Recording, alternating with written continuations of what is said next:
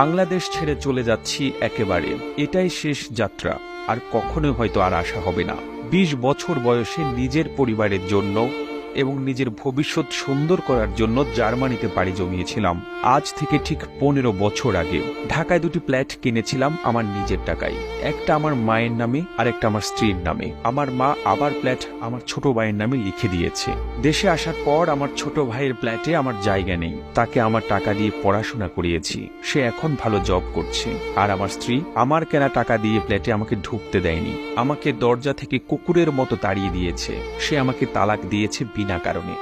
ঠিক বিনা কারণে বলা যাবে না, সে অন্য আরেকজনের সঙ্গে সম্পর্ক জড়িয়েছে। বাংলাদেশে 20 দিনের মতো হোটেলে ছিলাম, আর আপন মানুষের প্রতারণাগুলো মুখ বুঝে সহ্য করলাম। টাকার কাছে সবকিছু অসহায়। নিজের রক্তের বেঈমানি, তার উপরে নিজের আপন স্ত্রীর বেঈমানি, সবকিছু আমাকে বিপর্যস্ত করে ফেলেছে। মেন্টালি ভেঙে টুকরো টুকরো করে ফেলেছে।